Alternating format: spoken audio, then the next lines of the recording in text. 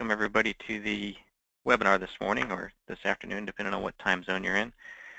My name is Keith Nanneman. I'm with D3 Technologies. We are an engineering technology consulting firm working mostly with Autodesk, which is the topic of our webinar this morning. And the reason that we decided to put this webinar on is there's been a lot of confusion and some misinformation out there recently. As we've talked to customers, we realize there's that confusion and misinformation. So we've been working pretty hard to make sure that we get a hold of all of our customers and try to explain what's going on and sort of clear the air and get the facts out there. And so we thought this would be a good medium to reach a few more people at a time. So go ahead and jump into the agenda this morning. What I'm going to talk about is, first I'm going to start with some licensing definitions so that we're all on the same page as far as what we're talking about. Then talk about what's going away, what are those changes, maybe a little bit about why there are some changes, and then look at what the future holds, both what my opinion is as well as what we do know about the future, the short-term future, which part of that will include the Autodesk Industry Collections, which you may have seen some emails or some press releases about recently. And then we'll end it up with some recommendations. So I'm going to try to keep this pretty short, around 20 minutes or so, and also do want to point out that this is going to be a high-level presentation. Part of the reason for the confusion in the marketplace is there are so many nuances and idiosyncrasies with different areas within these changes, depending on what products you have and those sort of things. So I want to keep this high level and not get down on those details where it gets confusing. And just try to stick with the facts and the high level and the general statements. So let's jump into these licensing definitions. So this is, I've got it underlined that these are licensing definitions. So this has nothing to do with how the product is installed or anything like that. This is just how it's licensed and how you paid for it is what I'm going to talk about right here. So also these definitions. So these are some terms that are being used across the software industry. Every particular vendor tweaks them a little bit. So these are very specific to Autodesk, and they are Autodesk's licensing definitions as they stand today in June of 2016. So perpetual software. What that term refers to is when a user owns a license of a particular version of Autodesk software. So a dated version like an AutoCAD 2015 or a Product Design Suite 2016, something like that. We also have what's referred to now as a maintenance plan. So this is an annual contract that goes along with your perpetual software. And basically with that annual contract, any new version of software that's released during that contract, the user then receives a new perpetual license for that new version. That's what the maintenance plan gives them. So where part of the confusion comes in here is that maintenance plans used to be referred to as subscription, but now Autodesk has a different contract that they're calling subscriptions. And so with these new subscriptions, this is a license to use software during the term of the contract. So again, it's all the same software, it's just how that's licensed to you to use it. So there's some changes coming up, and again, that's the reason we wanted to get information out to everybody. The changes are about 6 weeks away, so I want to make sure everybody is clear with what's going on. So the changes. So what's going away? So what is going away is simply the ability to purchase new perpetual software licenses. So the ability to go out and say, I want to buy Product Design Suite 2017. That's what's going away. But what's not going away is your existing perpetual software. So if you have Product Design Suite 2017, you have AutoCAD 2017, that's all there. The existing maintenance plans, those are staying around as well. And of course subscription, which is where everything's moving to, that is of course sticking around. So to bring this back to those definitions that I showed in the previous slide, if you look at this and just think of these top two are being grandfathered. So anything that's existing as far as perpetual software licenses and maintenance plans, they're grandfathered. They will continue as they are as long as you don't make any major changes to those. So why are these changes going on? So this isn't limited just to Autodesk. This is going on across the the software industry. You're seeing it in other areas. Big names like Microsoft and Adobe and companies like that are changing their licensing models as well. And so then the question that we get often is, why are these changes happening? And really it boils back to a concept called Moore's Law. So Moore's Law comes around from Gordon Moore, who was a co-founder of Intel. And about 40, 50 years ago, he noted that at Intel they were able to double the amount of transistors they could put on an integrated circuit board every year. And he thought that would continue for the next 10 years. Well, 4 decades later, and they're still continuing at the same rate of change. And so when you have a rate of change like that, where you're doubling something every year, if you graph that out and put time on the x-axis and the number of features, in this case the number of transistors on the y-axis, you end up with this exponential curve. So why does Intel's integrated circuit boards apply to the design technology world, the design software, CAD software world? Well, what's interesting about Moore's Law is it started out in this integrated circuit board world, and they've been able to apply this to almost every other facet of technology, specifically in the software world as well. That technology is doubling on a pretty regular basis. So again, why does that apply? Why does that come into play when we're talking about this licensing? Well, if you have a curve like this in your product line, and you are releasing, so let's lay across this the annual release cycle of, let's say, Autodesk product line, and you see that as it starts out in the beginning of this graph, it's pretty small changes from one release to the next. But then we start getting in to where from 1 year to the next, which is their standard release cycle, the amount of features just grows and grows and grows. And so really it boils down to that these yearly releases just aren't cutting anymore. And you've started to see from Autodesk over the last few years, they're doing incremental releases. I was just on a call last week where they're already talking about release 2 of Inventor 2017 coming out here shortly. So Autodesk is putting in place, and they're actually getting software out in between the yearly release cycles.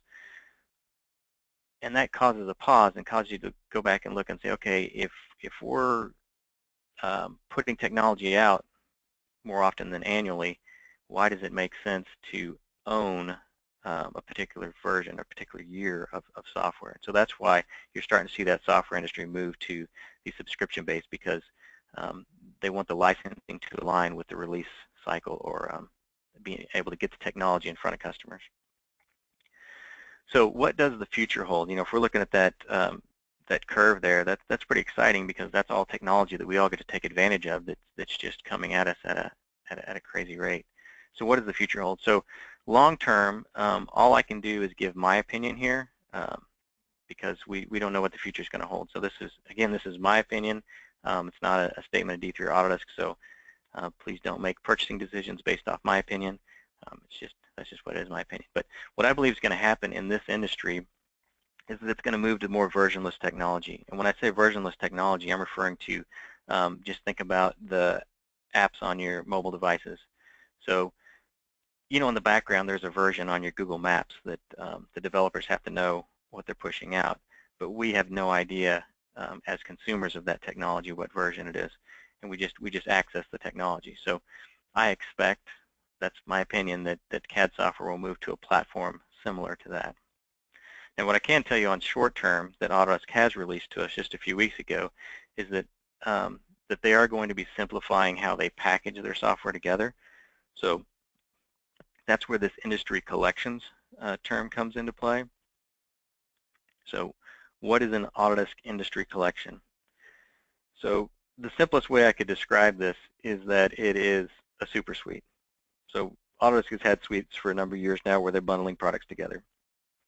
And as it stands today, there's a couple dozen suites out there with different levels, you know, standard, premium, ultimate, a number of different packages out there. But the concept here is still the same. Autodesk wants to provide their customers, their users, with access to all the software they need. Now, granted, I've got all in quotes there because you're not going to have a perfect fit for everybody. There's going to be a few individual niche markets out there where you need different software that doesn't show up in the package. that you purchase. But for the most part, they're aiming for, 90-95% of the users are able to have access to all the software they need through one license. And the cool thing is that the way they're setting all this up is you have access to all the software, but you don't have to download it all in one big download. You just download the individual products that you need to use. So when I say simplify, I mentioned there's a couple dozen different versions of suites out there now, and they're boiling that down to just 3. And it's just 3. There's no standard, premium, ultimate. It's just 3. And the 3 are the product design collection, the AEC collection, and the media and entertainment collection.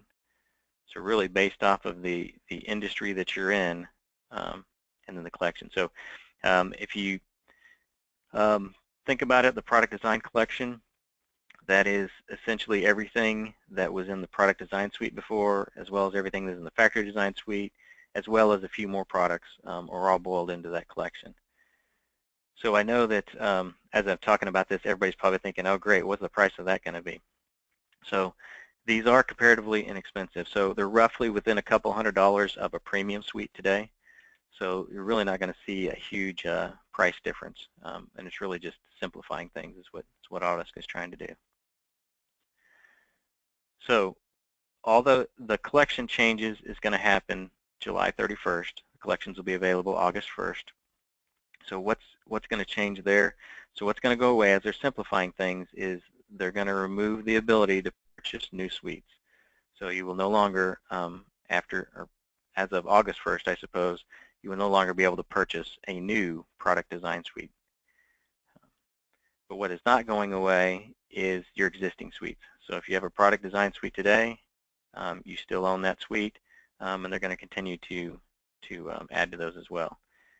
Also, the new and existing individual products. So you don't have to buy as a suite. You can buy AutoCAD by itself. You can buy AutoCAD Electrical by itself. If you own those today, or you want to buy those after August 1st, those are still going to be there as well. And of course, collections is not going away because it's brand new. So what is changing is that basically existing suites are going to be grandfathered. So if you have them and you're on a maintenance plan, you will continue to get updates to those. You just won't be able to add additional licenses of those. All right, so let's recap these changes. So we had 2 major sets of changes that are coming up July 31st. There's licensing changes and there's packaging changes. So in the licensing changes, we have this perpetual software, which if you recall my definition at the beginning, the perpetual software is where a user owns a particular dated version of software. So those existing software licenses are grandfathered. They will stay as they are. You just won't be able to purchase new ones. Hopefully you have that perpetual software on a maintenance plan, and if so, that's grandfathered as well. Continue to pay your maintenance plan every year, and that stays the way it is. You'll continue to get new versions of your software.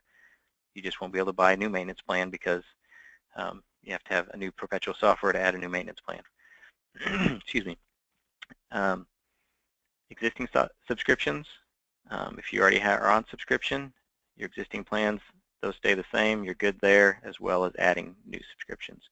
So essentially, as you need to add new seats of Autodesk software, you will do it through the subscription licensing as of August 1st. Then on to the packaging changes. So individual products, such as AutoCAD, AutoCAD Electrical, Inventor Pro, those existing products, if you already own them, they're good, as well as if you need to add seats, buy more of those, that's fine as well. If you're on suites like Product Design Suite or Factory Design Suite, your existing products, just keep those on a maintenance plan, they're grandfathered, and you're good to go. Just realize that after August 1st, or after July 31st, I guess, you will not be able to add any more seats of those. You'll also not be able to make changes like turn them into network, from standalone to network, things like that. Then collections, existing collections, doesn't apply because they don't exist yet until August 1st, but you'll be able to buy new collections as well.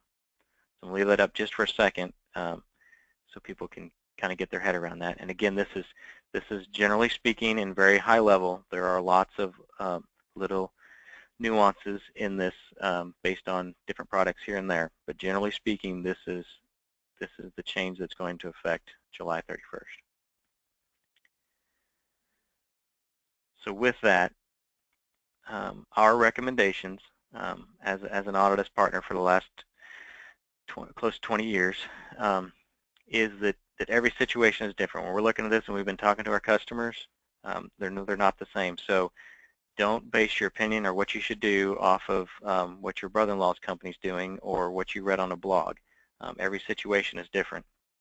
So talk to your Autodesk reseller, talk to your partner. If it's D3, hopefully we've already gotten in contact with you. If not, please give us a call. If we're not your partner and you can't get a hold of your partner or you don't like working with them, just give us a shout as well. I'll give our contact information here at the bottom. But when you talk to your partner, review what you have because that makes a big difference in deciding where you want to go in the future. You also want to discuss your preferences, and that's not just your personal preferences, but your company as well, and how your budgeting is done, because that affects perpetual licenses versus subscription, capital expenses versus overhead expenses, those sort of things.